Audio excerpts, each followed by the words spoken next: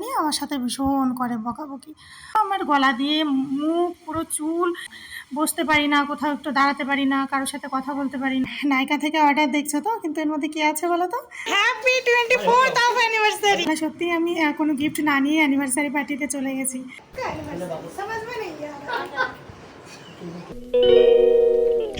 Good morning everyone, আমার চ্যানেলে নতুন একটা ভিডিওতে তোমাদের অনেক স্বাগত জানাই। আশা করছি তোমরা সবাই খুব ভালো আছো, আর তোমরা যাতে ভালো থাকো সেটাই আমি সবসময় চাই। তো ঘুম থেকে উঠে গেছি, আর এবার শুরু হবে আমার সমস্ত কাজবাজ। মানে ওর অফিস বেরোনো থাকলে তো টিফিন বানানো, ওর জন্য বানানো, আমার আলাদা বানানো, সব কিছু করতে করতে না একটু ব্যস্তই থাকি। ওই জন্য সব কিছু আর ক্যামেরা ধরে নিয়ে ডিটেলসে তোমাদের সাথে শেয়ার করা হয় না। তো এখন দেখো বেরিয়ে গেছে, আর আমি কিচেনের ডাস্টবিনটা আগে বাইরে রেখে নিলাম। নাহলে অনেক মানে বেশিরভাগ সময় হয় যে আমি ভুলে যাই, আর তারপরে ওই ক্লিন করতে যারা আসে, মানে নিতে যারা আসে, ওরা বারবার বেল বাজাবে না হলে, মানে বাইরে না থাকলে পরে। তো এবার চলে আসলাম ফার্নিচারগুলো ক্লিন করতে। সত্যি বলতে আমি না বেডরুমের জানালা খুলি না। কেন খুলি না, এর জন্য বকাও খায় প্রচুর। বলে তুমি ঘরটাকে এইভাবে বন্ধ করে রাখো কেন? কেন যে খুলি না সেটা ওকে আর আমি কীভাবে বলি? এত বলি তাও বোঝে না। এই যে একদিন বাদে বাদে একদিন এত ধুলো পড়ে, এই যে আমার অপোজিটে একটা নতুন বিল্ডিং তৈরি হচ্ছে, মানে যতদিন ওটা প্লাস্টার হয়ে রং টং না হয়ে যাচ্ছে পুরোপুরি, ততদিন এত যে ময়লা ভোগ করতে হচ্ছে বলার মতো না আর কি। ঘরের সমস্ত ফার্নিচারগুলো মানে একদিন মুছলে আর মাঝে একটা দিন রাখা যায় না এরকম। আর সব কিছু সমান তালে পুরোটা মুছে পরিষ্কার করে উঠতে না অনেক টাইম লাগে।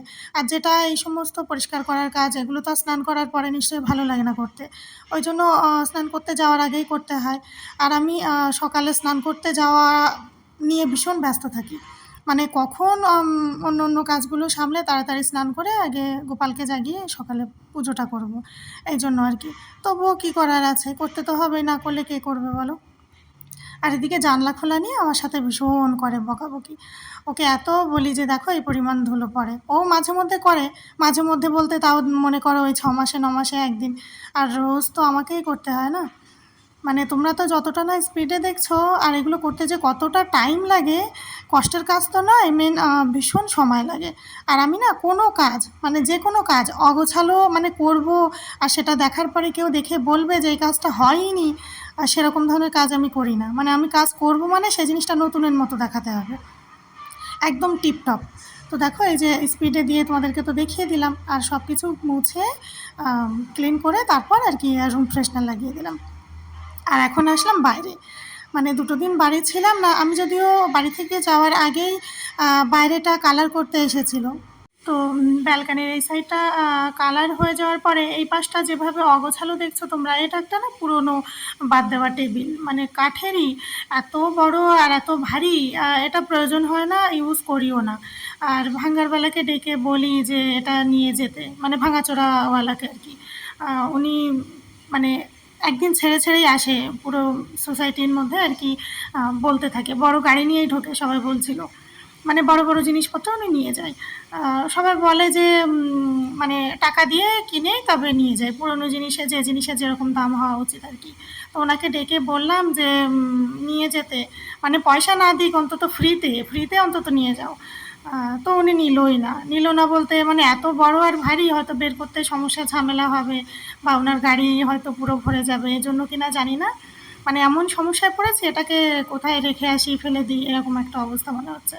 কী যে বাজে লাগে দেখতে, আর কি বলবো, 2 সাইড খুলতেও পারি না ব্যালকানির এই পাশটা। তো দেখো এই পাশে সমস্ত জিনিস এইভাবে ভরা ছিল, আর যেহেতু কালার করতে এসেছিলো এগুলো সব সরিয়ে এদিক ওদিক করে আর কি, তারপর তো কালারটা হয়েই গেছে। আর এখন সেগুলো তো আবার পরিষ্কার পরিচ্ছন্ন করে সব কিছু সাজিয়ে গুছিয়ে জায়গা মতো রাখতে হবে।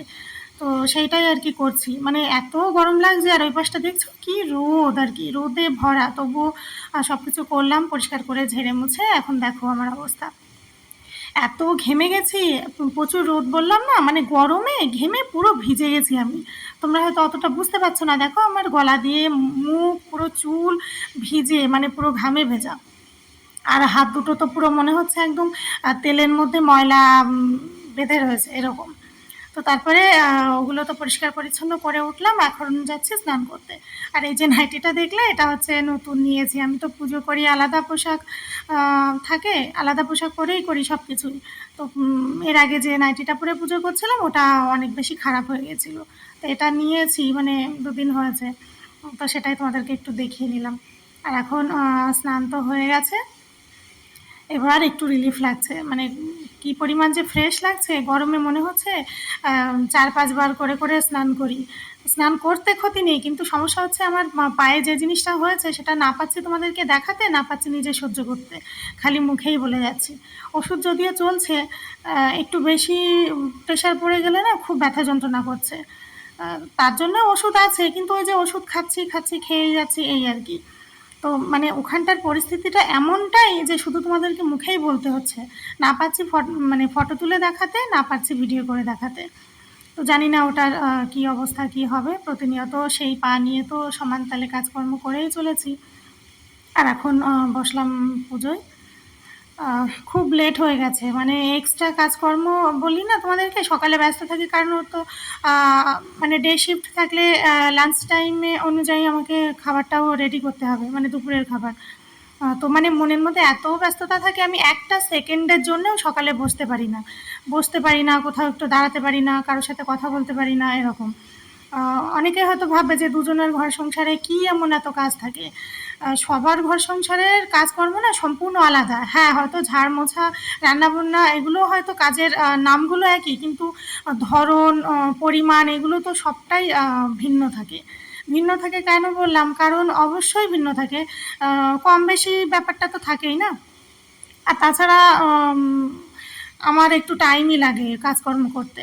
এটা অনেকেই হয়তো আমার যারা কাছের মানুষ জানবে। তার কারণ এটাই যে আমার কাজকর্ম করা হয়ে গেলে যে কাজটা আমি করি সেটা দেখার পরে প্রত্যেকটা মানুষ দেখে প্রশংসা করতে বাধ্য। এমনকি বলে যে হ্যাঁ, এটা কাজের মতোই হয়েছে।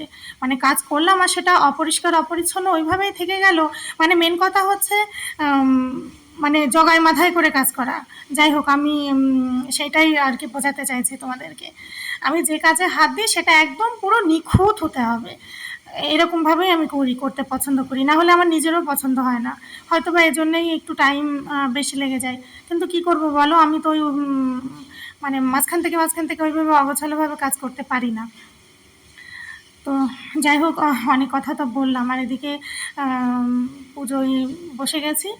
আগের দিন গোপালের জন্য বেদানা আর তরমুজ আনা হয়েছিল সারা সপ্তাহের জন্য। সারা সপ্তাহ বলতে ওই যে কদিন হবে, তারপরে গেলে ফুরিয়ে গেলে আবার আনা হবে, এই আর কি। তো বেদানাগুলো আগে উঠিয়ে রাখলাম, কারণ তরমুজ তো আর বেশি দিন ভালো থাকবে না, ওই জন্য আগে ওইটাই দিয়ে দিচ্ছি। তো সেটাই আর কি কাটছি এখন।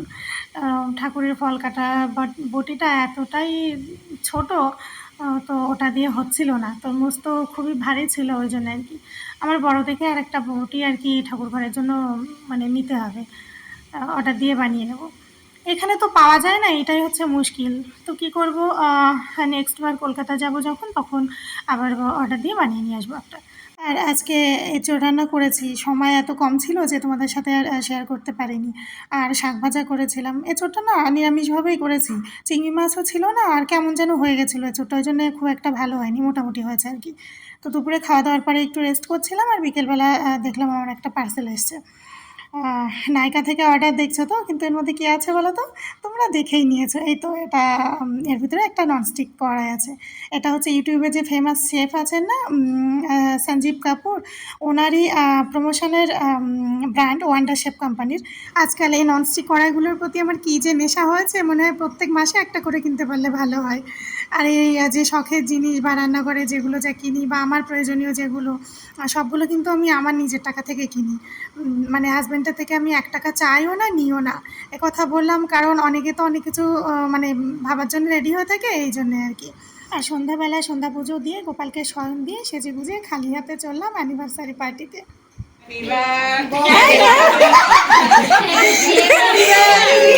Happy 24th of anniversary। हो जाता है क्योंकि बर्थडे हम लोग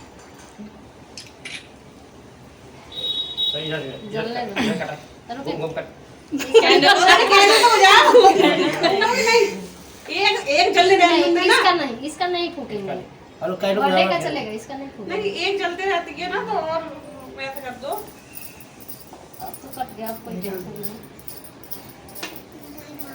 मम्मी का हो गया इधर इधर काटो आ जाओ भैया इधर इधर बन काट आपका कट খালি হাতে বললাম কারণ সন্ধ্যাবেলা সত্যিই আমি কোনো গিফট না নিয়ে অ্যানিভার্সারি পার্টিতে চলে গেছি, কারণ ভাবির জন্য যে গিফটটা আমি নিয়েছি সেটা অনলাইনে অর্ডার করা আছে, তো সেটা আসেনি এখনও, আসলেই দিয়ে দেবো। আর 3টে ফ্লাওয়ার ভার্স একসাথে সেট আছে, তো সেটাই অর্ডার করেছি। ভাবিদের টিভি ক্যাবিনেট বানানো হবে, তো সামনে রাখতে পারবে, বেশ ভালো লাগবে, তো সেটাই আর কি অর্ডার করা আছে। আর এটা হচ্ছে ভাবির ছেলে, মানে আমন, আমার সামনের ঘরের, বলি না আমনের মা ভাবি, তো এটাই তিনি। भैया को खिलाइए समझ में नहीं आ रहा अभी थोड़ा लग रहा है ना।